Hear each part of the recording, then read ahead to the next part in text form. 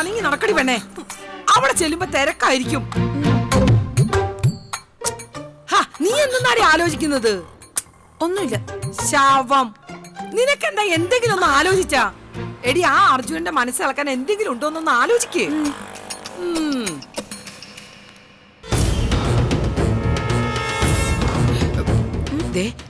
ആ കാശ് കൊടുക്കാനുള്ളവൻ നിൽക്കുന്നു. നീ കണ്ട ഭാവം നടിക്കണ്ട. അവൻ തടഞ്ഞു നിർത്തോ ബഹളം വെക്കുകയോ ചെയ്താലേ ഉറക്കം നിലവിളിച്ച ആളെ കൂട്ടണം. നമ്മളെ പീഡിപ്പിക്കാൻ ശ്രമിച്ചു എന്നും പറയണം. നടക്ക് നടക്ക്.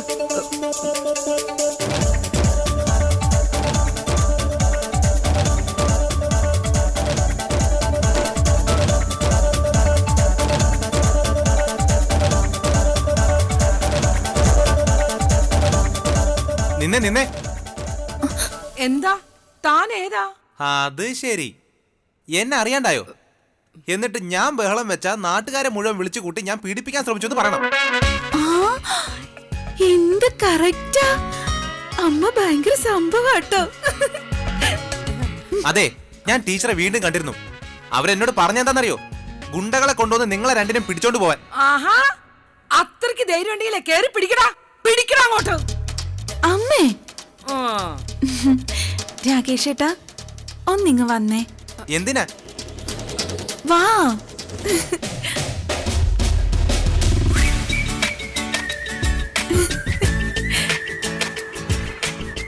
എന്താ? അമ്മയ്ക്ക് കാശ് കൊടുക്കാൻ ആദ്യം വന്നപ്പോ രാകേഷ് ഏട്ടൻ ഏത് ഷർട്ടായിട്ടിരുന്നെന്ന് ഓർമ്മയുണ്ടോ? ഒരു പച്ച വരെയുള്ളതാ.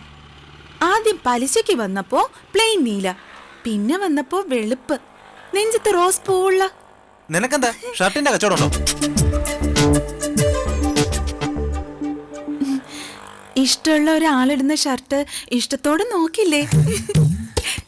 സത്യത്തില് അമ്മ ഒരിക്കലും കാശ് തിരിച്ചു തരില്ലേന്ന് ദൈവത്തിനോട് പ്രാർത്ഥിച്ചിരുന്നതാ ഞാൻ, രാകേഷ് ഏട്ടനെ എപ്പോഴും കാണാൻ. എന്നിട്ടെന്താ പറയാതിരുന്നേ? നാണം. രാകേഷ് ഏട്ടൻ വലിയൊരാളല്ലേ, എന്നെ പോലൊരു സാധുവിനെ അംഗീകരിക്കുമെന്ന് ആർക്കറിയാം. എന്നാലും ഞാൻ എന്റെ മനസ്സിൽ പ്രതിഷ്ഠിച്ചു പോയി. ആരും അറിയാതെ എനിക്ക് ആരാധിക്കാമല്ലോ.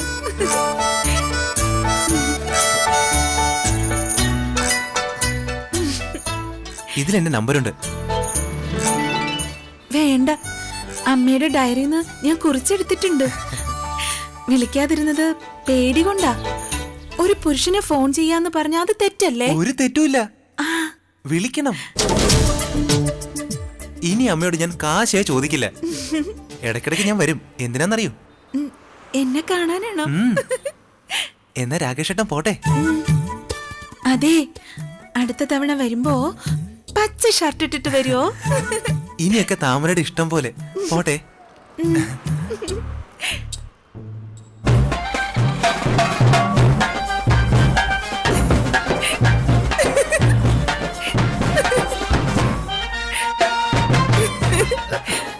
എന്താടി പെണ്ണെ നീ അവനോട് പറഞ്ഞു?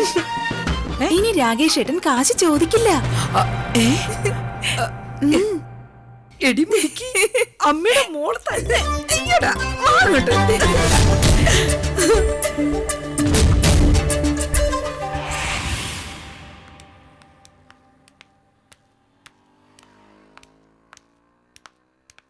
അമ്മേ,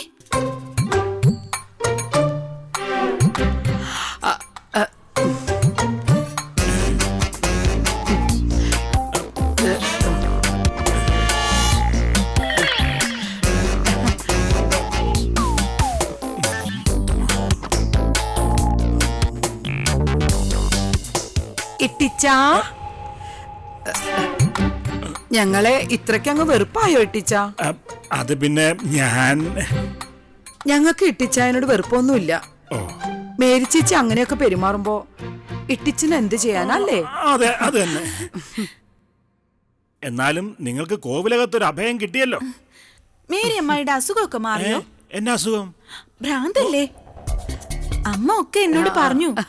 അതല്ലേ അമ്മയെ സംശയിച്ചത്? അത് ഭ്രാന്തൊന്നും അല്ല, അല്പം ചെറിയൊരു മാനസിക പ്രശ്നം. മേരിയെ കാണുമ്പോൾ ചോദിക്കൊന്നും ചെയ്യല്ലേ. അവിടുന്ന് പോന്നോണ്ട് അനുഭവിക്കുന്ന മുഴുവൻ ഇവളാ. എന്നാ പറ്റി? 5 ആമ്പിള്ളേരല്ലേ ഇട്ടിച്ച നോട്ടം വീഴാതിരിക്കോ? ഞാൻ കൂടെ തന്നെ നടക്കണം. ആ അത് വേണം, അത് വേണം. ഇക്കാലത്ത് പെൺകുട്ടികളുടെ പുറകെ അച്ഛനമ്മമാരുണ്ടാവണം. നാട്ടിലായിരുന്നപ്പോഴും അതെ. ഇവളൊന്ന് പുറത്തിറങ്ങിയ പിന്നെ ചെറുപ്പക്കാരുടെ നേരെയാ. ചിലര് ഒരു നാണവും ഇല്ലാതെ സുന്ദരി റാണീന്ന് ഉറക്കം വിളിച്ചു പറയും. അയ്യാ കർത്താവേ, അവന്മാരോട് പോയി കണ്ണ് പരിശോധിക്കാൻ പറയണം. ആ, ഞാൻ മാർക്കറ്റിൽ പോകുന്ന വഴിയാ, പോട്ടെ. ഇട്ടിച്ച അവള് കേക്കണ്ടെന്ന് കരുതിയ ഒന്ന് മാറി നിക്കൂ. എന്നതാ? ഞാൻ കൊറേ ഓർത്ത് കരഞ്ഞു. എന്നാത്തിന്? അവിടുന്ന് പോന്നതിന്. രോഗമുള്ള ഒരാൾക്ക് സംശയം വരുന്നത് സ്വാഭാവികമല്ലേ കല്യാണി? അല്ലെങ്കിലും മേരി ചേച്ചിയുടെ പെരുമാറ്റം കൊണ്ടൊന്നും അല്ല ഞങ്ങൾ അവിടെ നിന്നത്. ഇട്ടിച്ചന്റെ മാന്യത, ഇട്ടിച്ച ഞങ്ങൾക്ക് തരുന്ന പരിഗണന, അതൊക്കെയല്ലേ കാര്യം. അല്ലേ ഇട്ടിച്ച? എനിക്കെന്റെ പാരമ്പര്യം കാണിക്കാതിരിക്കാൻ പറ്റുമോ?